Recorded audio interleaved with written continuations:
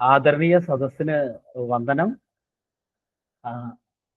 ഇന്നിവിടെ ഞാൻ ശ്രീ ആദി ശങ്കരാചാര്യരെ പറ്റിയിട്ടാണ് ഇത്രയെങ്കിലും പറഞ്ഞു പോകാൻ ഉദ്ദേശിക്കുന്നത്.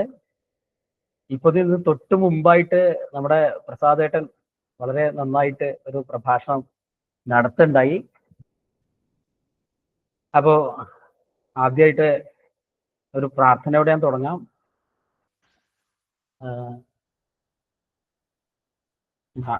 എന്താ കരിച്ച പ്രാർത്ഥനയ്ക്ക് മുമ്പ് ഒരു കാര്യം പറയട്ടെ. ശ്രീ ശങ്കരാചാര്യരെ പറ്റിയിട്ട് എന്ത് പറയണം എന്ന് ആലോചിച്ചു തുടങ്ങിയപ്പോ ഒരു ഐഡിയ ഒക്കെ ഉണ്ടായിരുന്നു തുടക്കത്തിൽ. പിന്നെ അത് റെഫർ ചെയ്ത് പോകുന്തോറും അത് എവിടെ എങ്ങനെ കൊള്ളിക്കണം എന്നുള്ളത് ചിന്തിക്കാൻ പറ്റാതെ, അപ്പോ വളരെ കുറച്ച് എന്തൊക്കെയോ പറഞ്ഞു പോകണമെന്ന് വിചാരിച്ചാൽ മാത്രം മതി. ഇങ്ങനെ പറയാൻ കിട്ടുന്നത് വലിയൊരു ഭാഗ്യമെന്ന് ഞാൻ വിചാരിക്കണം. ഒരു പ്രാർത്ഥനയോടെ തുടങ്ങാം. നാരായണം പത്മഭവം വസിഷ്ഠം ശക്തിം ച തത്പുത്ര പരാശരം ച വ്യാസം ശുകം ഗൗഡപദം മഹാന്തം ഗോവിന്ദ യോഗീന്ദ്രമഥാസ്യ ശിഷ്യം ശ്രീശങ്കരാചാര്യ മഥാസ്യ പത്മ പാദം ച ഹസ്താമലകം ച ശിഷ്യം സംതോടകം വാർത്തികാര അസ്മദ് ഗുരുൻ സന്തതമാനതോസ്മി. എന്ന് വെച്ചാല് ആദ്യമായിട്ട് ഞാൻ ശ്രീ നാരായണനെ നമസ്കരിക്കുന്നു. അദ്ദേഹമാണ് ഈ നമ്മുടെ എല്ലാവരുടെയും ഏറ്റവും വലിയ അധ്യാപകൻ, ഗുരുർ വിഷ്ണു. പിന്നെ ബ്രഹ്മവിദ്യ, അദ്ദേഹം ബ്രഹ്മവിദ്യ പറഞ്ഞു കൊടുത്തുള്ളത് ബ്രഹ്മാവിനോടാണ്. ബ്രഹ്മാവാണ് നമ്മുടെ സൃഷ്ടാവ്. പിന്നെ അത് കാലക്രമേണ വസിഷ്ഠനിലേക്കും, വസിഷ്ഠനിൽ നിന്ന് ആ വിദ്യ ശക്തി എന്ന മഹർഷിയിലേക്കും, അവിടുന്ന് പരാശരനിലേക്കും, അദ്ദേഹത്തിന്റെ പുത്രനായ വ്യാസനിലേക്കും ആ വിദ്യ പകർന്നു കൊടുക്കപ്പെട്ടു. പിന്നെ വ്യാസനിൽ നിന്ന് പഠിച്ചത് നമ്മുടെ സുഖ ബ്രഹ്മർഷിയാണ്. അദ്ദേഹത്തിൽ നിന്ന് ബ്രഹ്മവിദ്യ പല പല പല പല തലമുറകൾ കഴിഞ്ഞിട്ട് ശ്രീ ഗൗഡപാദരിൽ എത്തുകയും, അദ്ദേഹം വളരെ മഹാത്മായ ഒരു വ്യക്തിയാണ്. അദ്ദേഹത്തിൽ നിന്ന് ഗോവിന്ദപാദരിലേക്ക് എത്തുകയും, അദ്ദേഹം ഗോവിന്ദപാദരാണ് ശ്രീ ശങ്കരാചാര്യരുടെ ഗുരുവായിട്ടുള്ളത്. അപ്പൊ ഗോവിന്ദപാദരിൽ നിന്ന് അദ്ദേഹത്തിന്റെ ശിഷ്യനായിട്ടുള്ള ശങ്കരാചാര്യരിലേക്ക് ആ വിദ്യ എത്തുകയും, ബ്രഹ്മവിദ്യ എത്തുകയും, ശങ്കരാചാര്യരിൽ നിന്ന് അദ്ദേഹത്തിന്റെ ശിഷ്യരിൽ കൂടെ പത്മപാദര്, പിന്നെ ഹസ്താമലകൻ, തോടകാചാര്യൻ എന്നീ സുരേശ്വരാചാര്യൻ, അങ്ങനെയുള്ള ആൾക്കാരിൽ കൂടെ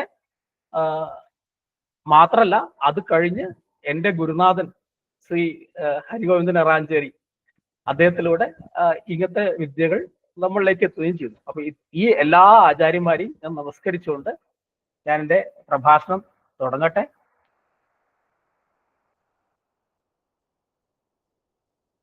വളരെ വലിയൊരു കാര്യമാണ്. അത് പറ്റണ പോലെ സംഗ്രഹിച്ച് പറയാനൊരു ശ്രമം നടത്തുകയാണെന്ന് മാത്രം കരുതുന്നുള്ളൂ. ആദിശങ്കരാചാര്യര് വളരെ ബ്രീഫായിട്ട് നോക്കിക്കഴിഞ്ഞാൽ, ആദിശങ്കരാചാര്യരുടെ ജന്മത്തിനെ പറ്റിയിട്ട് പല കാലഘടനയും പറയുന്നുണ്ട്. ഇപ്പൊ ഏറ്റവും ലേറ്റസ്റ്റ് ആയിട്ട് കേട്ടത് ആദിശങ്കരാചാര്യര് കോമൺ ഈറ, അതിന് ഏകദേശം ഒരു 500 വർഷം മുമ്പാണ് ഉണ്ടായതെന്നാണ് പറയുന്നത്. പക്ഷെ നമ്മുടെ കാലഘടന പ്രകാരം പല ആൾക്കാരും AD 800-ലാണെന്ന് പറയപ്പെടുന്നു. അതില് ചില രാശിയുടെ കാര്യങ്ങളൊക്കെ ചർച്ച ചെയ്യുമ്പോൾ അത് AD 800-ൽ വരാൻ സാധ്യതയില്ല എന്നുള്ള പുതിയ കണ്ടുപിടുത്താണ്. അതിനെ പറ്റിയിട്ട് കാഞ്ചി ശങ്കരാചാര്യർ പറഞ്ഞിട്ടുണ്ടെന്നാണ് പറയുന്നത്. അവർ ജ്യോത്സ്യന്മാരൊക്കെ വെച്ച് ഗണിച്ചു നോക്കിയിട്ടുണ്ട് എന്നൊക്കെയാണ് പറയുന്നത്.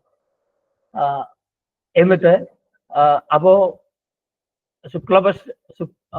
വൈശാഖ ശുക്ലപക്ഷ പഞ്ചമിയാണ്. അപ്പോ ഏകദേശം 32 വർഷമാണ് അദ്ദേഹം ജീവിച്ചത്. കാലടി ക്ഷേത്രത്തിന്റെ സംഗ്രഹമാണ്. പിന്നെ അന്തർദാനം ചെയ്തത് കേദാർനാഥിലാണെന്നാണ് പറയണത്. അമ്മയുടെ പേര് ആര്യമ്പ, അച്ഛന്റെ പേര് ശിവഗുരു. അപ്പൊ ഇതാണ് ഒരു സംക്ഷേപമായിട്ട് അദ്ദേഹത്തിനെ പറ്റിയിട്ട്. ഇനി ഗോവിന്ദപാദ ഭഗവത് പാദരാണ് അദ്ദേഹത്തിന്റെ സന്യാസ ദീക്ഷ കൊടുത്ത ഗുരു. പിന്നെ സന്യാസ ദീക്ഷ കിട്ടിയ സ്ഥലം എന്ന് പറയുന്നത് ഓങ്കാരേശ്വര, മധ്യപ്രദേശ്. അപ്പൊ ഇത്രയും കാര്യങ്ങളാണ്. പിന്നെ ഇദ്ദേഹം ചെയ്ത ഏറ്റവും വലിയ കാര്യം ഒരു വ്യവസ്ഥാപിതമായ ഒരു രീതി ഉണ്ടാക്കി മഠങ്ങള്, ശങ്കരാചാര്യ മഠങ്ങൾ സ്ഥാപിച്ചുകൊണ്ട് എന്നുള്ളതാണ്. പിന്നെ മുഖ്യ ശിഷ്യന്മാരായിട്ടുള്ള നമ്മൾ സംസാരിച്ചല്ലോ 3-4 പേരുടെ കാര്യം. അപ്പൊ ഇതാണ് ഏറ്റവും ബ്രീഫായിട്ട് അദ്ദേഹത്തിനെ പറ്റിയിട്ട്. ഇത് ഒരു പിക്ചോറൽ റെപ്രസെന്റേഷൻ ആണ്. അത് കാണാണ്ടാവൂലോ അല്ലേ? അപ്പൊ പിക്ചോറൽ ഇത് വളരെ ചർച്ച ചെയ്യാണ്. ബുദ്ധമതത്തിന്റെ പ്രാധാന്യം കുറേയധികം വളർന്നു വന്നും അന്ന് എന്താ കാര്യച്ചാൽ ആ ഒരു ബുദ്ധമതം പ്രാധാന്യം വളർന്നത് എന്താണ് പ്രശ്നം വെച്ചാൽ അത് വൈദികമായ കാര്യങ്ങളെ സപ്പോർട്ട് ചെയ്യില്ല എന്നുള്ളതാണ് വിഷയം. ആസ്തിക്യവാദത്തിനെ കൂടുതൽ സപ്പോർട്ട് ചെയ്യാത്തൊരു മതമായതുകൊണ്ടാണ് അതിന് ഒരു റിഫോർമറിന്റെ ആവശ്യം വന്ന് നമ്മുടെ നാട്ടില്. അപ്പോൾ അങ്ങനെ ചർച്ച ചെയ്ത് ഭഗവാനോട്, ശിവനോട് മഹാവിഷ്ണു പറയുകയാണ് ഇങ്ങനെ അവതരിക്കാൻ, ഇങ്ങനെ ഒരു നാട്ടിൽ ജനങ്ങളെ സഹായിക്കണം എന്നുള്ളതിനെ പറ്റിയിട്ടൊക്കെ. അപ്പൊ അങ്ങനെ അവതാരം എടുക്കുകയാണ് അദ്ദേഹം എന്നാണ് പറയുന്നത്. അപ്പൊ എന്താ വെച്ചാൽ ആര്യാമ്പ ശിവഗുരു, ഇവർ രണ്ടുപേരും ശിവഭക്തരായിരുന്നു. ഇവരൊരു യാത്ര പോവാണ് ഇവിടെ വടക്കുന്നാഥനില്, അവിടെ പ്രാർത്ഥിക്കുകയാണ്. അങ്ങനെ പ്രാർത്ഥിച്ചിട്ട് അവര് രസം എന്താ വെച്ചാൽ ഇവിടെ പൂർവികരും നല്ല ശിവഭക്തന്മാരായിരുന്നു. ഇദ്ദേഹം ശിവഗുരു തന്നെ നല്ലോണം പഠിച്ച് നല്ലോണം ഒരു കാലഘട്ടം കഴിയുമ്പോൾ ഇദ്ദേഹം പറയുന്നുണ്ട്, എനിക്ക് ഈ എന്താ പറയാ ഭൗതികമായ കാര്യങ്ങളിലൊക്കെ ഇത് കുറഞ്ഞു എന്നുള്ള രീതിയിലൊക്കെ സംസാരിക്കുന്നതായിട്ട് പറയുന്നുണ്ട്. അപ്പൊ വളരെയധികം നിഷ്ഠയുള്ളവരായിരുന്നു ഇവർ രണ്ടുപേരും. പിന്നെ അപ്പൊ സ്വപ്നത്തിൽ കാണുകയാണ് ഇദ്ദേഹം ഇവര് വളരെ കുറച്ച് ആയുസുള്ളതാവും, കൂടുതൽ ആയുസുള്ള ബുദ്ധി ഇല്ലാത്ത ആളുകൾ, അങ്ങനെ രീതിയിൽ സ്വപ്നം കാണുകയാണ്. അപ്പോഴാണ് ഇവർ പറയുന്നത് വളരെ കുറച്ച് ആയുസുള്ള വളരെ ബുദ്ധിയുള്ള ആളാണ് വേണ്ടത്, മകനായിട്ട് വേണ്ടതെന്നാണ് പറയുന്നത്. പിന്നെ ശങ്കരാചാര്യന്റെ കഥ കാര്യങ്ങൾ പറയണതിന് മുമ്പ് നമുക്ക് അദ്ദേഹത്തിനെ പറ്റി ഒന്ന് നോക്കി നോക്കാം. അദ്ദേഹത്തിനെ പറ്റിയിട്ട് ഏറ്റവും സിമ്പിൾ ആയിട്ട് പറയുമ്പോൾ അഷ്ടവർഷേ ചതുർവേദി, ദ്വാദശേ സർവശാസ്ത്രവിദ്, ഷോഡശേ കൃത ഭാഷ്യായം, ദ്വാത്രിംശേ മുനിർ അഭ്യഗാത്. എന്നുവെച്ചാല് 8 വർഷം കൊണ്ട് 4 വേദങ്ങളും ഹൃദിസ്ഥമാക്കി ഇദ്ദേഹം. 12 വർഷം കൊണ്ട് 12ാമത്തെ വയസ്സോടുകൂടി ഇദ്ദേഹം എല്ലാ ശാസ്ത്രത്തിലും വളരെയധികം അറിവ് നേടി. അതുമാത്രമല്ല 16 വയസ്സോടുകൂടി ഇദ്ദേഹത്തിന്റെ ഈ റിട്ടേൺ വർക്ക് കംപ്ലീറ്റ് ഭാഷ്യങ്ങളൊക്കെ എഴുതി തീർത്തു. പിന്നെ ബാക്കി 32 വയസ്സ് വരെ ഇദ്ദേഹം ഈ ഒരു സനാതന ധർമ്മത്തിന്റെ പ്രചാരകനായിട്ടാണ് വർത്തിച്ചത്, ദ റിയൽ മിഷണറി. അപ്പൊ ഇതില് പറയുന്ന ഒരു കാര്യം എന്താ വെച്ചാല് ശങ്കരാചാര്യരെ ഉദ്ധരിച്ചത് ഹൈന്ദവ അല്ലെങ്കിൽ സനാതന ധർമ്മത്തെ മാത്രമല്ല, ഒരു വിശ്വത്തെ മുഴുവൻ ഒരൊറ്റ ഇതിൽ കോർത്തിണക്കാനായി എന്നുള്ളതാണ്. നമുക്ക് വഴി നോക്കാം. അപ്പോ ശങ്കരാചാര്യർ ജനിക്കുന്നു. അദ്ദേഹത്തിന് ഈ ബാല്യത്തിൽ വേണ്ട കാര്യങ്ങൾ അതൊക്കെ ചെയ്യണം. അതൊക്കെ കഴിഞ്ഞതിന് ശേഷം അദ്ദേഹത്തിനെ വളരെ നേരത്തെ തന്നെ ഉപനയനം ചെയ്യാൻ വേണ്ടിയിട്ട് അദ്ദേഹത്തിന് അച്ഛന് സ്വപ്നം ഉണ്ടാവുന്നുണ്ട് എന്നാണ് പറയുന്നത്. വളരെ നേരത്തെ 1ാമത്തെ വയസ്സിൽ തന്നെ അക്ഷരമാലകൾ മുഴുവൻ പഠിച്ചു, 2ാമത്തെ വയസ്സിൽ വാക്കുകൾ പഠിച്ചു, 3ാമത്തെ വയസ്സിൽ കൂടുതൽ കാര്യങ്ങളൊക്കെ പഠിച്ചു. അപ്പോൾ വളരെ നേരത്തെ തന്നെ ഉപനയനം കഴിഞ്ഞു. എന്നിട്ട് അതിന് അധികം വൈകാതെ തന്നെ അച്ഛന്റെ ദേഹാന്തം ഉണ്ടാവും എന്നൊക്കെ പറഞ്ഞേക്കാണ്ട്. പിന്നെയാണ് ഇദ്ദേഹം ഈ ഒരു ഭിക്ഷയാഴ്ച ചെല്ലുമ്പോൾ ഒരു ഇല്ലത്ത് ചെല്ലുമ്പോൾ ഉണങ്ങിയ നെല്ലിക്ക കൊടുക്കുകയാണ്. ഉണങ്ങിയ നെല്ലിക്ക കൊടുക്കുമ്പോൾ അപ്പോൾ ഇവർക്കൊന്നും ഇല്ല, ധനമൊന്നും ഇല്ല എന്ന് കണ്ടിട്ട് അങ്ങനെയാണ് എന്താ പറയാ കനകധാരാ സ്തോത്രം, അപ്പൊ സ്വർണ്ണ നെല്ലിക്ക വീണതും സ്വർണ്ണത്തു മനയുടെ കഥയും ഒക്കെ അവിടെയാണ് വരുന്നത്. ഞാൻ ബ്രീഫായിട്ടേ പറയുള്ളൂ കേട്ടോ, കാരണം ഞാൻ അത്ര വിസ്താരത്തിൽ പറയാനുള്ളൊരു പ്രാപ്തി ഉള്ളതായിട്ട് തോന്നിയില്ല. പിന്നെ അപ്പോ ഇദ്ദേഹത്തിന്റെ പ്രാഗൽഭ്യം എന്ന് പറയുന്നത് പല ആൾക്കാർക്കും പല വളരെയധികം മനസ്സിലായി തുടങ്ങി. അങ്ങനെ എന്ന് വെച്ചാൽ അങ്ങനെ പല ആൾക്കാരും ഇദ്ദേഹത്തിനോട് പല കാര്യങ്ങളും സംസാരിക്കാനും പലതും ചെയ്യാനൊക്കെ ആയിട്ട് വന്നു. അപ്പൊ അങ്ങനെയാണ് ഇപ്പോ ഈ നാട്ടുരാജാവായിട്ട് അദ്ദേഹം വന്നിട്ട് അദ്ദേഹത്തിന്റെ കാര്യങ്ങളൊക്കെ വർത്താനം പറയും, പല വിദ്വൽ സദസ്സുകളിലും അല്ല ഇദ്ദേഹത്തിന്റെ അഭിപ്രായങ്ങൾ തേടുകയും ഒക്കെ ചെയ്തിട്ടുണ്ടായിരുന്നു. അപ്പൊ ഇദ്ദേഹത്തിന്റെ പ്രാഗൽഭ്യം പറഞ്ഞിട്ട് രാജാവ് വന്നിട്ട് കുറെ സ്വർണ്ണൊക്കെ ദാനം ചെയ്യാന്നൊക്കെ പറയണം. അപ്പോ ഇദ്ദേഹം ബ്രഹ്മചാരിയായിട്ട് ജീവിക്കാനാണ് താല്പര്യം, അതുകൊണ്ട് സ്വർണം സ്വീകരിക്കില്ല എന്നൊക്കെ പറഞ്ഞപ്പോ ഇദ്ദേഹത്തിന്റെ ശങ്കരാചാര്യന്റെ അനുഭവത്തോടു കൂടി തന്നെ അദ്ദേഹം അത് നാട്ടിലെ ആവശ്യക്കാരായ ജനങ്ങൾക്ക്, നിർധനരായിട്ടുള്ള ആൾക്കാർക്ക് കൊടുക്കാൻ വേണ്ടിയിട്ട് തീരുമാനം എടുക്കുകയാണ് അവര്. വേറെ രസമായിട്ടുള്ള കാര്യങ്ങളുണ്ട് എന്ന് വെച്ചാൽ ഇദ്ദേഹം കുറച്ച് നാടകത്തിന്റെ കാര്യങ്ങളോ അദ്ദേഹം എഴുതിയിട്ടുള്ള രചനകളൊക്കെ ശങ്കരാചാര്യ സ്വാമികൾക്ക് പരിചയപ്പെടുത്തി കൊടുക്കുന്നുണ്ട്. അപ്പൊ അതൊക്കെ കേട്ട് ഇരിക്കുന്നുണ്ട് അദ്ദേഹം. അപ്പൊ അങ്ങനെ കുറെ കാര്യങ്ങളുണ്ട്. പിന്നെ എന്താ കാര്യച്ചല്ലേ, ഈ അമ്മയ്ക്ക് കുറേശ്ശെ പ്രായമാവുന്നതോടുകൂടി, വയ്യാതാവുന്നതോടുകൂടി കുളിക്കാൻ പോവുക അങ്ങനത്തെ കാര്യങ്ങളൊക്കെ അവർക്ക് ദുസ്സഹമായിട്ട് തോന്നുമ്പോ അങ്ങനെ അദ്ദേഹം അടുത്തുള്ള പൂർണ്ണ നദിയുടെ അടുത്ത് പ്രാർത്ഥിക്കുകയാണ് വഴിമാറി ഒഴുകാൻ വേണ്ടിയിട്ട്. അങ്ങനെ വഴിമാറി ഒഴുകിയ നദി വഴിമാറി ഒഴുകുന്നു ഇവരുടെ അടുത്തേക്ക്. പിന്നെ ഇദ്ദേഹത്തിന്റെ തന്നെ യോഗമായ കൊണ്ട് സന്യാസത്തിന് അനുവാദം കൊടുത്തിട്ടുണ്ടായിരുന്നില്ല അമ്മ. അപ്പൊ ഇദ്ദേഹത്തിന്റെ തന്നെ യോഗമായതുകൊണ്ട് ഇദ്ദേഹത്തിന്റെ ഈ മുതല വന്ന് കാല് കടിക്കുന്നതായിട്ട് കാണുകയും, അപ്പോ അമ്മയോട് പറയാണ് സന്യാസിക്കാൻ അനുവദിച്ചാൽ മാത്രമേ എന്താ പറയാ ഈ മുതല വിടുള്ളൂ എന്ന് പറയും. അപ്പൊ അങ്ങനെ അനുവദിക്കും എന്നുള്ള ഉറപ്പ് കൊടുത്തോടുകൂടി മുതല ശങ്കരാചാര്യരുടെ കാലുകൾ വിടുന്നു.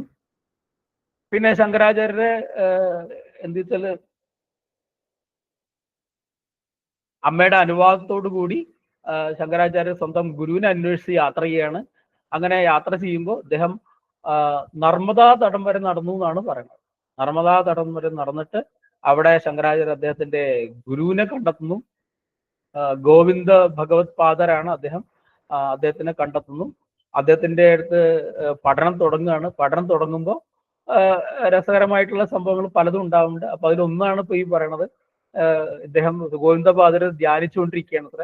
ധ്യാനിച്ചുകൊണ്ടിരിക്കുമ്പോ നർമ്മദാ നദിയിൽ വെള്ളം പൊങ്ങുമ്പോ ഇദ്ദേഹത്തിന്റെ കൂട്ടുകാരും ഇദ്ദേഹത്തെ ഗോവിന്ദപാദര് ഗുരുനാഥനെ വിളിക്കാൻ പാടില്ല, അപ്പോ ഗുരുനാഥന്റെ തപസ് മുടങ്ങരുത്. അപ്പോ എന്ത് ചോദിച്ചാല് കമണ്ടലു ശങ്കരാചാര്യർ അവിടെ വെക്കുകയാണ്. അപ്പൊ ശങ്കരാചാര്യരുടെ കമണ്ടലു വിളിക്ക് ഈ നദി നിറയാന്നാണ് പറയണത്. അപ്പൊ ഈ സംഭവം ശിഷ്യന്മാര് പറഞ്ഞിട്ട് ഗോവിന്ദപാദര് ഭഗവാൻ അദ്ദേഹം അറിയാണ് ഗുരുനാഥൻ. അപ്പോ അദ്ദേഹത്തിന്റെ പഴയ സ്വപ്നം ഓർക്കാണ്. അദ്ദേഹത്തിന് എവിടെയോ കണ്ടിട്ടുണ്ട്, തന്റെ പിൻഗാമിയായിട്ട് വരാനുള്ള ഒരാളാണ് ഇദ്ദേഹം. എന്താ കമണ്ടലു കൊണ്ട് കമണ്ടലിലേക്ക് എടുത്തു കഴിഞ്ഞാൽ, അല്ലെങ്കിൽ അതിലേക്ക് ഓവർഫ്ലോ ചെയ്യുന്നത് തടഞ്ഞു കഴിഞ്ഞാൽ ആളാണ് തങ്ങളുടെ പിൻഗാമിയായിട്ട് വരിക എന്നുള്ള സ്വപ്നം അദ്ദേഹം ഓർക്കാണ്.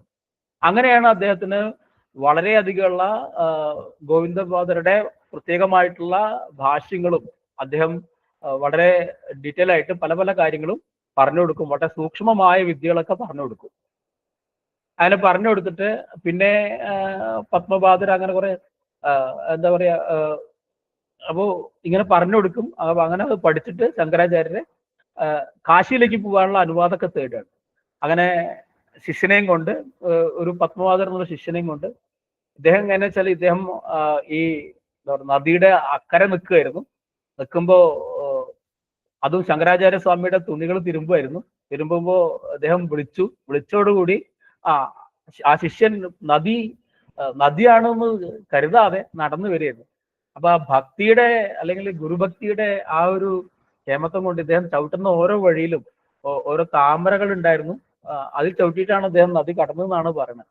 അങ്ങനെയാണ് പത്മപാദർ എന്ന് പേര് വന്നതെന്നാണ് പറയുന്നത്. പിന്നെ ഇങ്ങനെ കാശിയിലെത്തിയതിനു ശേഷമുള്ള കാര്യങ്ങളാണ്. കാശിയിലെത്തിയിട്ട് പറയുമ്പോൾ അപ്പോ ശിവൻ ഒരു എന്താ പറയുക ചണ്ടാല വേഷത്തിലാണ് അദ്ദേഹത്തിനോട് കാണുന്നത്. ഇവിടെ ഇത് മനീഷ പഞ്ചകത്തിൽ വരുന്നതെന്നാണ് പറയണത്. അപ്പൊ എന്താ കാര്യച്ചാല് ചണ്ടാലിനോട് വഴിമാറാൻ വേണ്ടിയിട്ട് ശങ്കരാചാര്യ ശിഷ്യന്മാരും പറയുകയൊക്കെ ചെയ്തു എന്നാണ് പറയണത്. അപ്പോ രണ്ടാളുടെ തിരിച്ചു ചോദിച്ചു എന്നാണ് പറയണത്. ഞാനാണോ വഴിമാറേണ്ടത്, ഈ ശരീരമാണോ വഴിമാറേണ്ടത്, ആത്മാവാണോ എന്നുള്ള രീതിയിൽ അത് തിരിച്ചു വെച്ചു എന്നാണ്. ആ തിരിച്ചുള്ള ചോദ്യം കേട്ടപ്പോൾ ശങ്കരാചാര്യക്ക് മനസ്സിലായി സാധാരണക്കാരനല്ല ഇത്. അപ്പോ അങ്ങനെ ശിവഭഗവാനാണെന്ന് പിന്നെ മനസ്സിലാവുകയും അങ്ങനെ ഒരു സന്ദർഭം അവിടെ വർണ്ണിക്കുന്നുണ്ട്. പിന്നെ കാശിയിലുള്ള കാര്യങ്ങളൊക്കെ പല കാര്യങ്ങളും നടന്നുകൊണ്ടിരിക്കുന്ന ഇടയില് ഭഗവാൻ വേദവ്യാസൻ താൻ ശങ്കരാചാര്യെ ഒന്ന് പരീക്ഷിക്കാനായിട്ട് വന്നു എന്നാണ് പറയുന്നത്. ശങ്കരാചാര്യ പല പല ആൾക്കാരായിട്ട് ചർച്ചകളും വാഗ്വാദങ്ങളും ഒക്കെ നടക്കുന്നുണ്ടായിരുന്നു. അപ്പോ ഇദ്ദേഹം വന്ന എന്തിനാച്ചാൽ ഇദ്ദേഹത്തിന്റെ കാര്യങ്ങൾ, ഇദ്ദേഹത്തിന്റെ പല പല കൃതികൾക്കും ഭാഷ്യം എഴുതാൻ ഉള്ള യോഗ്യത ഉണ്ടോ എന്ന് ചെക്ക് ചെയ്യാനും കൂടിയിട്ടാണെന്നാണ് പറയുന്നത്. അപ്പോ കുറെ സംസാരിച്ചു കഴിഞ്ഞു, കുറെ തർക്കങ്ങളും കുറെ ചർച്ചകളൊക്കെ കഴിഞ്ഞിട്ടും അപ്പൊ മനസ്സിലായി, ശങ്കരാചാര്യ സ്വാമികൾക്ക് മനസ്സിലായി ഇത് സാധാരണക്കാരനല്ല, ഒരു അസാധാരണ പ്രതിഭയാണ് ഈ മുമ്പിലിരിക്കുന്നതെന്ന് മനസ്സിലായി. അങ്ങനെയാണ് മനസ്സിലാവുന്നത് വേദവ്യാസനാണ്. വേദവ്യാസൻ പിന്നെ അതിനുശേഷമാണ് പല ഭാഷ്യങ്ങളും, അതിനോ പല ഭാഷ്യങ്ങളും വേദവ്യാസ കൃതികൾക്കും പലതിനും ഭാഷ്യങ്ങൾ എഴുതിയിട്ടുണ്ട് ശങ്കരാചാര്യ എന്നുള്ളതാണ്. കുമാരല ഭട്ടനായിട്ടുള്ള കൂടിക്കാഴ്ച, അദ്ദേഹത്തിന്റെ ശിഷ്യനായിട്ടുള്ള മണ്ഡന മിശ്രനായിട്ടാണ് വാഗ്വാദം അടുത്തായിട്ടുള്ളത്. മണ്ഡന മിശ്രനായിട്ട് ചർച്ച നടന്നു. അപ്പൊ അദ്ദേഹത്തിന്റെ ഭാര്യയാണ് ഇതിന്റെ ഒരു മീഡിയേറ്റർ ആയിട്ട് നിൽക്കുന്നുണ്ടായിരുന്നത്. അപ്പോ കുറെ കാലത്തെ ചർച്ചയ്ക്ക് ശേഷം പിന്നെ ശങ്കരാചാര്യര് പരകായ പ്രവേശം ചെയ്തിട്ട് ഇദ്ദേഹത്തിന്റെ ഭാര്യ ചോദിച്ച ചില ചോദ്യങ്ങൾക്കും കൂടി ഉത്തരം കൊടുത്തു എന്നാണ് പറയുന്നത്. എന്നിട്ട് ഇവർ രണ്ടുപേരും, മണ്ഡന മിശ്രനും ഇദ്ദേഹത്തിന്റെ ഭാര്യയും, ഇവർ രണ്ടുപേരും കൂടിയിട്ട് എന്ത് ചെയ്തിച്ചാല് ശങ്കരാചാര്യ ശിഷ്യന്മാരായിട്ട് മാറി എന്നാണ്. സുരേശ്വരാചാര്യർ എന്നാണ് ഈ ശിഷ്യന്റെ പേരുണ്ടായിരുന്നത്. അപ്പോ ഇങ്ങനെ ദീക്ഷാനാമം കൊടുത്തിട്ടാണ് ശങ്കരാചാര്യർ ഇദ്ദേഹത്തിന്റെ ഭാര്യയും ശിഷ്യന്മാരായിട്ട് സ്വീകരിച്ചത്. പിന്നെ ഇവര് ശങ്കരാചാര്യര് ഒരു തവണ ഇതുപോലെ ഒരു ആള്, ഒരു കപാലികൻ, ഭൈരവോപാസകൻ എന്തോ കാരണം കൊണ്ട് ഈ എന്തോ ശങ്കരാചാര്യ ബലി കൊടുക്കാൻ വേണ്ടിയിട്ട് കൊണ്ടുപോകണം എന്നൊക്കെ പറഞ്ഞു. വളരെ സീക്രട്ട് ആയിട്ട് വന്ന് കണ്ടതാണ്.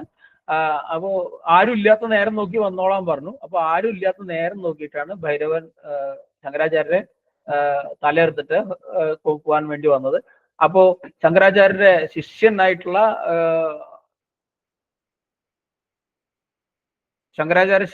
ഒരാൾ, ഒരു ഇദ്ദേഹത്തിന്റെ ഈ ഉപാസന കൊണ്ട് നരസിംഹമൂർത്തി പ്രത്യക്ഷപ്പെടുകയും അദ്ദേഹം നരസിംഹമൂർത്തിയായിട്ട് അവതരിച്ചിട്ട് ആ ഭൈരവനെ സംഹരിക്കുകയും ചെയ്തു.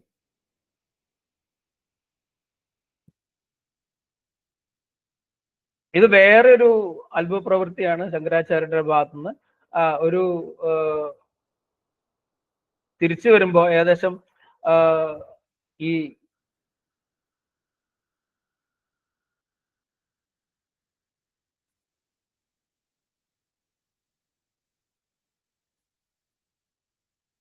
ഒരു വയ്യാത്തൊരു കുട്ടീനെയും കൊണ്ട് കുറച്ച് ഒരു അമ്മയച്ഛനും കൂടി വന്നിട്ട് ശങ്കരാചാര്യ അടുത്ത് വന്നിട്ട് അപ്പോ ആ കുട്ടിയോട് ശങ്കരാചാര്യ ചോദിക്കുകയാണ്, നിങ്ങൾ ആരാണ് എന്നുള്ള രീതി ചോദിക്കുമ്പോൾ കുട്ടി ആത്മസ്വരൂപത്തിന്റെ വർണ്ണനയാണ് പറയേണ്ടായത്. അപ്പോ ഭഗവത് പാദർ എന്ത് ചെയ്തു വെച്ചാല് അദ്ദേഹത്തിനെ ശിഷ്യനായി സ്വീകരിക്കുകയും സന്യാസം കൊടുക്കുകയും വേദാന്ത തത്വങ്ങൾ ഗ്രഹിക്കാൻ പ്രാപ്തനാക്കുകയും ചെയ്തു. അത് ഹസ്താമലകൻ എന്ന പേരാണ് അദ്ദേഹത്തിന് സന്യാസാശ്രമത്തിൽ കൊടുക്കുന്നുണ്ടായത്.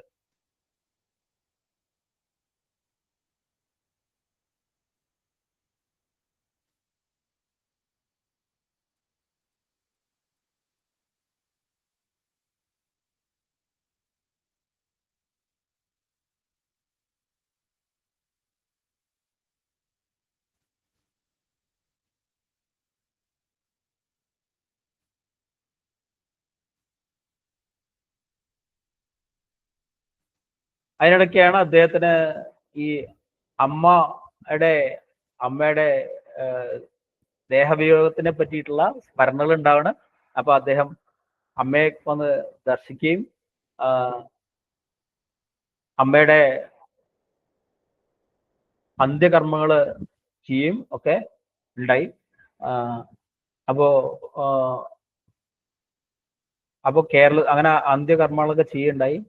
പിന്നെ ഇപ്പൊ ഈ സമയത്താണ് നമ്മൾ ആദ്യം കണ്ടുള്ള കേരളത്തിലെ രാജാവ് അദ്ദേഹം വന്ന് വീണ്ടും കാണുന്നത്. അപ്പൊ രാജാവ് വന്ന് വീണ്ടും കാണുമ്പോൾ ശങ്കരാചാര്യരും അദ്ദേഹം കൂടി സംവാദം ഒരു കാര്യം നടക്കുന്നുണ്ട്. അപ്പൊ അദ്ദേഹത്തിനോട് ചോദിക്കുകയാണ്, പണ്ടത്തെ പോലെ എഴുതിയിട്ടുള്ള നാടകങ്ങളൊക്കെ ഇപ്പോഴും എഴുതുന്നില്ലേ, അങ്ങനത്തെ ഗ്രന്ഥങ്ങളൊക്കെ രചിക്കില്ലേ എന്നൊക്കെ ചോദിക്കുമ്പോ അദ്ദേഹം പറയാണ്, ആ രാജാവ് പറയാണ്, എന്റെ നാടകങ്ങളൊക്കെ എൻ്റെ ഒന്ന് കത്തിപ്പോയി, അതുകൊണ്ട് ഇപ്പോ അതിന്റെ സങ്കടത്തിൽ ഞാൻ പിന്നെ ഒന്നും എഴുതാറില്ല എന്ന് പറഞ്ഞു. അപ്പൊ ശങ്കരാചാര്യർ വളരെ ചെറുപ്പത്തിൽ കേട്ടിട്ടുള്ള ആ നാടകങ്ങള് 3 നാടകങ്ങള് വീണ്ടും അത് എഴുതിയത് എങ്ങനെയാണോ അതുപോലെ വീണ്ടും പറഞ്ഞു കൊടുക്കുകയാണ് ഉണ്ടായത്. അത് വീണ്ടും എഴുതി കഴിഞ്ഞു. അദ്ദേഹത്തിന് വളരെ സന്തോഷമായിട്ട് പോയി. അപ്പൊ ഇത് അവസരത്തിൽ വീണ്ടും ചില കാര്യങ്ങൾ പറയുന്നുണ്ട്. ശങ്കരാചാര്യർ തന്നെ ഏതോ ചില വർക്കുകൾ അത് ഏതോ ശിഷ്യന്റെ നിന്ന് നഷ്ടപ്പെടുകയും അത് വീണ്ടും ശങ്കരാചാര്യര് പറഞ്ഞു കൊടുക്കുകയും ചെയ്തിട്ടുണ്ട് എന്നൊക്കെ പറയുന്നുണ്ട്. അപ്പൊ അത്രയും മഹത്തായ ഓർമ്മയ്ക്കൊക്കെ ഒരു വളരെ കഴിവുള്ള ആളാണ് ഭഗവത് പാദർ എന്നും കൂടിയാണ്. അവനവന്റെ മുഴുവൻ കഴിവുകളും ഭഗവത് ഭക്തിക്ക് വേണ്ടി ഉപയോഗിച്ചു കഴിഞ്ഞിട്ട് അതുല്യമായ ഗുണങ്ങൾ സമ്പാദിച്ച ഒരു വ്യക്തിയാണ് അദ്ദേഹം. പിന്നെ ഇദ്ദേഹം ഈ ശങ്കരാചാര്യര്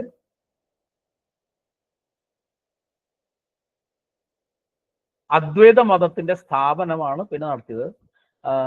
അദ്വൈതത്തിന്റെ സ്ഥാപനം ശങ്കരാചാര്യരുടെ ജീവിത രീതികളിലെ ഏറ്റവും പ്രധാനമായിട്ട് വരുന്ന ഒരു കാര്യമാണ് അദ്വൈതത്തിന്റെ സ്ഥാപനം. അദ്വൈതത്തിന്റെ സ്ഥാപനം എന്ന് പറഞ്ഞാൽ ആ സേതു ഹിമാചലം, കാശ്മീർ മുതൽ ഇവിടെ കന്യാകുമാരി വരെ ഉള്ള സ്ഥലങ്ങളിൽ എല്ലായിടത്തും ഭഗവത് ഭാഷ്യങ്ങളും ഭഗവത്ഗീതയുടെ അല്ലെങ്കിൽ ഉപനിഷത്തുക്കളുടെ അതല്ലെങ്കിൽ ബ്രഹ്മസൂത്രം ഭാഷ്യം, ഇവ 3ഉം ശങ്കരാചാര്യരുടെ ഭാഷ്യങ്ങളാണ് പഠിപ്പിക്കുന്നത്. അദ്വൈതത്തിന്റെ ബേസിലാണ് ഇതൊക്കെ എഴുതിയിട്ടുള്ളത്. അപ്പോ അദ്വൈത ഭാഷ്യങ്ങൾ എന്തിനൊക്കെയാണ് ഇല്ലാതാക്കിയെന്ന് വെച്ചാൽ ദ്വൈതമായിട്ടുള്ള എല്ലാ സിദ്ധാന്തങ്ങളുടെയും നിലനിൽപ്പ് ഇല്ല എന്നല്ല, അതിനൊക്കെ ഉപരിയായിട്ടാണ് അദ്വൈതം നിലകൊള്ളുന്നത്, എല്ലാറ്റിനും ആശ്രയമായിട്ടാണ് അത് നിലകൊള്ളുന്നത് എന്നൊരു സ്ഥാപനം അതിലുണ്ടായിട്ടുണ്ട്. ശങ്കരാചാര്യര് ഇതിനു ശേഷം കേദാർനാഥിൽ വെച്ചിട്ട് സ്വന്തം ധാമത്തിലേക്ക് അന്തർധാനം ചെയ്തു എന്നാണ് പറയപ്പെടുന്നത്. അപ്പൊ ഇത്രയും കാര്യങ്ങളാണ് ശങ്കരാചാര്യരുടെ ഹിസ്റ്ററി ആയിട്ട് എനിക്ക് പറയാനുള്ളത്. ഇനി എനിക്ക് താല്പര്യം എന്തുകൊണ്ടാണ് ഈ ശങ്കരാചാര്യരുടെ വിഷയങ്ങളിൽ വെച്ചാല് വളരെ നല്ല ഒരു ഏത് ഇപ്പൊ ദർശനങ്ങളിലായിക്കോട്ടെ, വിവിധ തരത്തിലുള്ള യോഗങ്ങളിലായിക്കോട്ടെ, ഷഡ് മതങ്ങളിലായിക്കോട്ടെ, ഏത് കാര്യത്തിലും എപ്പോ വേണമെങ്കിലും നമുക്കൊരു ഇനിഷ്യേഷൻ എന്നുവെച്ചാൽ നമുക്കൊരു ദീക്ഷ തരാൻ പാകത്തുള്ള ഒരു വ്യക്തിയാണ് ശങ്കരാചാര്യർ. അതിപ്പോ 4 ആമ്നായ പീഠ മഠങ്ങളിലുള്ള ശങ്കരാചാര്യന്മാരും അങ്ങനെയാണെന്നാണ് പറയപ്പെടുന്നത്. അതും എന്നെ ഒരു കോരിത്തെരിപ്പിക്കുന്ന ഒരു കാര്യമാണ്. കാരണം നമുക്കൊരു ദീക്ഷ കൊടുത്തിട്ട് ഒരാളും ശിഷ്യനുള്ളിൽ അത് ഒരു ഫലവത്തായ ഫലം ഉണ്ടാക്കുക എന്ന് പറയുന്നത് അത്ര എളുപ്പമുള്ള കാര്യമില്ല. അതിപ്പോ ഈ ശങ്കരാചാര്യ മഠങ്ങളിലുള്ള എല്ലാ ആൾക്കാർക്കും പറ്റും, മാത്രമല്ല പല പല ആൾക്കാർക്കും പറ്റും. ശങ്കരാചാര്യന്മാർ പ്രത്യേകം അതിലും അഗ്രഗണ്യരാണ്. ശിഷ്യന്മാരെ ഉണ്ടാക്കാൻ വളരെ എളുപ്പം പറ്റുന്ന ആൾക്കാരാണ്. പിന്നെ രണ്ടാമത്തെ കാര്യം, ശങ്കരാചാര്യർ ചെയ്തിട്ടുള്ള മഹത്തായിട്ടുള്ള കാര്യം എന്ന് പറയുന്നത് ഷൺമത സ്ഥാപനമാണ്. ഷൺമത സ്ഥാപനം എന്ന് പറഞ്ഞാല് 6 മതങ്ങള് നമ്മൾക്ക് നമ്മുടെ ബേസ് ആയിട്ട് സനാതന ധർമ്മത്തെ 6ആയിട്ട് തിരിക്കാം.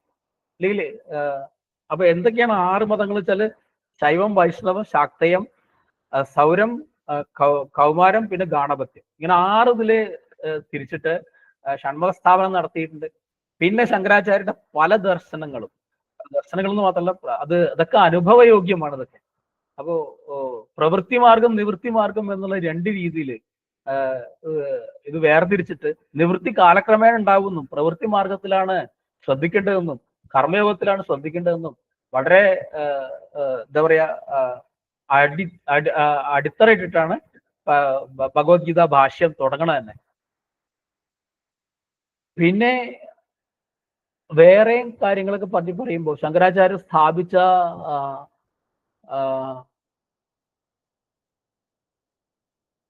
ശങ്കരാചാര്യ പീഠങ്ങൾ 4 പീഠങ്ങളാണ് ശങ്കരാചാര്യർ സ്ഥാപിച്ചിട്ടുള്ളത്.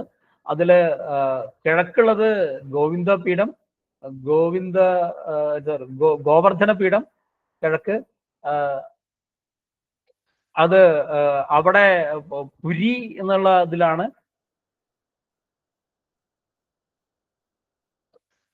അവിടെ ഋഗ്വേദത്തിനാണ് പ്രധാനം. അവിടെ ഹസ്താമലക ആചാര്യന്റെയാണ് പ്രജ്ഞാനം ബ്രഹ്മ എന്നുള്ള മഹാവാക്യമാണ് അവിടെ പ്രധാനമായിട്ടുള്ളത്. തെക്ക് ഭാഗത്ത് ശാരദാപീഠം ശൃംഗേരി കർണാടക. യജുർവേദമാണ് അവിടെ ഉള്ളത്. സുരേശ്വരാചാര്യന്റെയാണ് അഹം ബ്രഹ്മാസ്മി എന്ന ആപ്തവാക്യത്തിനാണ് അവിടെ പ്രധാനം. പിന്നെ പടിഞ്ഞാറ് കാളികാപീഠം ദ്വാരക സാമവേദാണ് അവിടെ പ്രധാനം.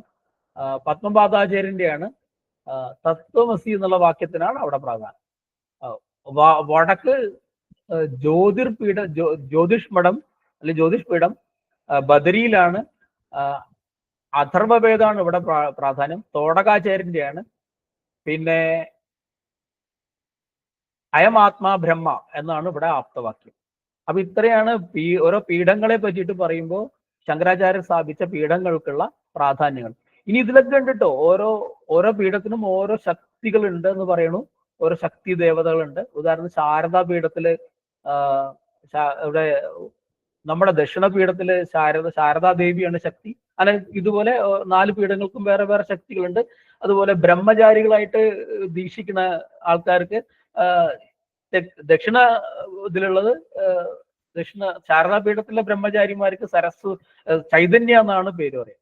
അതുപോലെ സന്യാസി ആശ്രമം ഓരോ പീഠത്തിലുണ്ടാവുമ്പോൾ കിട്ടുന്ന പേരുകൾ വേറെ വേറെയാണ്. അപ്പൊ അതും പ്രാധാന്യം അർഹിക്കുന്നതാണ്. അപ്പൊ ഇതൊക്കെ നമുക്ക് ശങ്കരാചാര്യരുടെ വർക്കുകളായിട്ട് കണക്കാക്കാം. ഇപ്പോ ആദ്യമായിട്ട് ഒരു മിഷണറി വർക്ക് ചെയ്തത് ശങ്കരാചാര്യനാണെന്നാണ് പറയപ്പെടുന്നത്.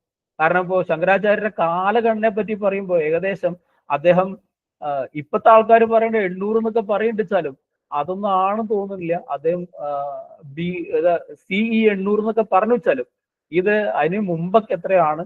അങ്ങനെയാണ് ഈ കാഞ്ചി കാമകോടി പീഠത്തു നിന്നൊക്കെ ഉള്ള പല പുസ്തകങ്ങളിലും പറയണമെന്നാണ് പറയുന്നത്. പിന്നെ ശങ്കരാചാര്യരുടെ മഹത്വത്തെ പറ്റി പറയുമ്പോൾ ശങ്കരാചാര്യർ ഭാഷ്യങ്ങൾ എഴുതിയിട്ടുണ്ട്, സ്തോത്രങ്ങൾ എഴുതിയിട്ടുണ്ട്, പിന്നെ സ്തുതികളുണ്ട്, പിന്നെ പല പല എഴുതുകളുണ്ട്. ശങ്കരാചാര്യരെ പറ്റിയിട്ട് തന്നെ പല പല പുസ്തകങ്ങളുണ്ട്. ശങ്കര ദിഗ്വിജയം എന്ന പേരിൽ തന്നെ 10ഓളം കൃതികൾ ഉണ്ടെന്നാണ് പറയണത്. അതിൽ തന്നെ 5 ഇപ്പൊ ലഭ്യമുള്ളൂ. ചിലതൊക്കെ വായിച്ചത് ഇവ 5 എണ്ണം നഷ്ടമായിട്ടുണ്ട് എന്നാണ് പറയണത്. ഇതൊക്കെ എന്തിനാ പറയുന്നത് വെച്ചാല് ശങ്കര ദിഗ്വിജയ യാത്ര എന്നൊക്കെ പറഞ്ഞിട്ട് ഉണ്ട്. അതന്നെ ഒരു 10 ഉണ്ടെന്ന് പറഞ്ഞാൽ അത് വിവിധ ശിഷ്യന്മാരെ എഴുതിയിട്ടുള്ളതും ഒക്കെ ആയിട്ടുള്ളതാണ്. അതൊക്കെ വായിച്ചാൽ തന്നെ നമുക്ക് മനസ്സിലാക്കാൻ പറ്റും ശങ്കരാചാര്യരുടെ ആ മഹത്വം എത്രയാണെന്നും ശങ്കരാചാര്യര് എന്തൊക്കെയാണ് ചെയ്തതെന്നും. അതൊക്കെ അപ്പൊ ഞാൻ ആദ്യം ഇതൊക്കെ കവർ ചെയ്യാന്ന് വിചാരിച്ചു. ഇത് ഒന്നൊക്കെ ഒരു രക്ഷയില്ല. അതൊക്കെ ഒന്ന് വായിച്ചെടുത്ത് അത് സംസാരിക്കാനുള്ള ഒരു സാവകാശം എന്നുള്ളതിനുപരി അത് മനസ്സിലാക്കാനുള്ള ഒരു വളരെ വളരെ വളരെ ചെറുതാണെന്ന് മനസ്സിലായി ഞാൻ. പിന്നെ തോടകാഷ്ടകുണ്ട്. അങ്ങനെ പല പല ഓരോരുത്തരും ശങ്കരാചാര്യരെ പറ്റിയിട്ട് വർണ്ണിച്ചത് പലതും ഉണ്ട്. ശങ്കരാചാര്യർ ചെയ്ത അത്ഭുത പ്രവൃത്തികളെ പറ്റിയിട്ടുണ്ട് പറയുന്നുണ്ട്. അതുപോലെ ശങ്കരാചാര്യരുടെ ഇനിയിപ്പോ ഉദാഹരണത്തിന് ഒരു കാര്യം ചെയ്യാം. ശങ്കരാചാര്യരുടെ ഒരു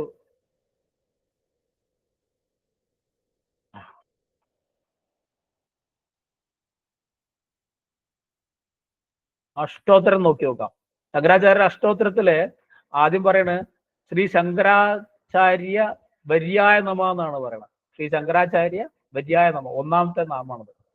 പിന്നെ അപ്പോ ശങ്കരാചാര്യക്കും നമസ്കാരം. പിന്നെ ബ്രഹ്മാനന്ദ പ്രദായകായ നമ. ശങ്കരാചാര്യ അദ്ദേഹത്തിന്റെ ശിഷ്യന്മാർക്ക് അദ്ദേഹം ബ്രഹ്മാനന്ദാണ് പറഞ്ഞു കൊടുത്തത്. അതുകൊണ്ട് ബ്രഹ്മാനന്ദ പ്രദായകായ നമ എന്നാണ് പറഞ്ഞിട്ടുള്ളത്. ഇങ്ങനെ പോയിട്ട് 108 എത്തുമ്പോഴത്തേനും ഏകദേശം 106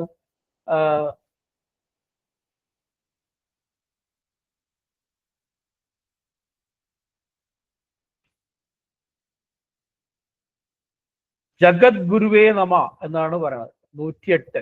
107 ജഗത് പൂജ്യായ നമ. അപ്പോ അതുപോലെ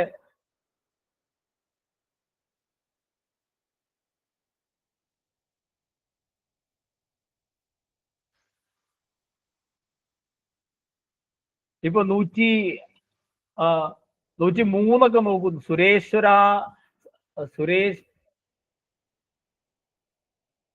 സുരേശ്വരാചാര്യ 104 നരസിംഹ ഭക്തായ നമ. അപ്പോ ഓരോ ആചാര്യന്മാരെ പറ്റിയിട്ടും ശങ്കരാചാര്യരുടെ ശിഷ്യന്മാരെ പറ്റിയിട്ടും അവർക്ക് ചെയ്തിട്ടുള്ള അവർക്കായിട്ട് അദ്ദേഹം ചെയ്തിട്ടുള്ള ആ കാര്യങ്ങളെ പറ്റിയിട്ടൊക്കെ പറഞ്ഞിട്ടാണ് ഇങ്ങനെ ശങ്കരാചാര്യരുടെ മഹത്വം പറ്റിയിട്ട് അതിൽ ഉദ്ഘോഷിക്കുന്നത്. അപ്പൊ ഇതൊക്കെ ശങ്കരാചാര്യ അഷ്ടോത്തര ശതനാമാവിലേക്ക് നമ്മൾ നിത്യം നോക്കുകയാണെങ്കിൽ ശങ്കരാചാര്യരുടെ മഹത്വം നമുക്ക് ജീവിതത്തിൽ ഉൾക്കൊള്ളാൻ പറ്റുകയും അത് മാത്രമല്ല അത് നമുക്ക് ഫലവത്തായിട്ട് ഉപയോഗിക്കാനും പറ്റും. പിന്നെ എന്തൊക്കെയോ ഇനി ശങ്കരാചാര്യെ പറ്റി പറയണമെന്നുണ്ട്.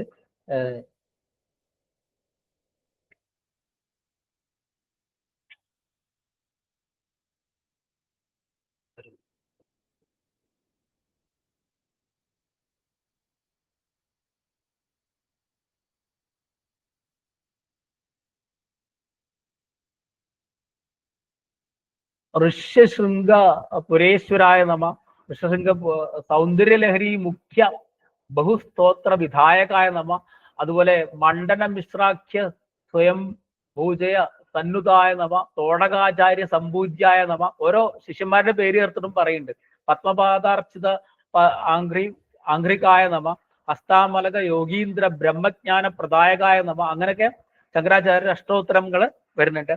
ശങ്കരാചാര്യരുടെ പ്രാധാന്യം എന്താ വെച്ചാൽ ശങ്കരാചാര്യ ശൈവനാണെന്ന് പല ആൾക്കാരും പറയുന്നുണ്ട് വെച്ചാലും ശൈവൻ മാത്രമല്ല ശങ്കരാചാര്യര് ഷൺമതത്തിനെ പരിപൂർണമായിട്ടും സപ്പോർട്ട് ചെയ്തിരുന്നു. ഉദാഹരണത്തിന് ഭഗവത്ഗീത ആഖ്യാനം കേൾക്കുകയാണെങ്കിലും അല്ലെങ്കിൽ അതില് ഭഗവാൻ കൃഷ്ണന്റെ മഹത്വം അല്ലെങ്കിൽ മഹാവിഷ്ണു നാരായണന്റെ മഹത്വം അതിൽ നല്ല ഉദ്ഘോഷിച്ചിട്ടുണ്ട്.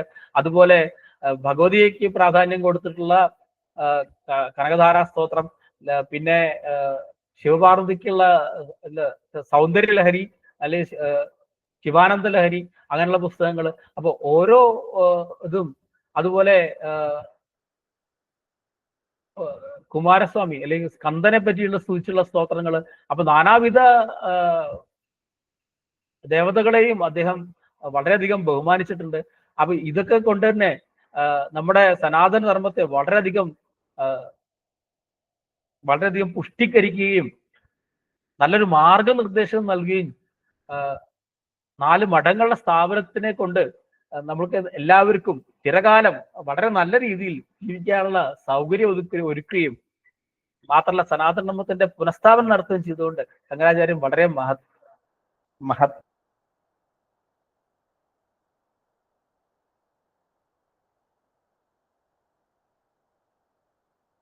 അറിഞ്ഞിരിക്കേണ്ട അത്യാവശ്യമാണ്. നമ്മൾ ഓരോരുത്തരും അതിനെപ്പറ്റി കൂടെ പഠിക്കുന്നുള്ള ആശയോട് കൂടി ഞാൻ എൻ്റെ വാക്കുകൾ ഉപസംഹരിക്കട്ടെ. നന്ദി, നമസ്കാരം.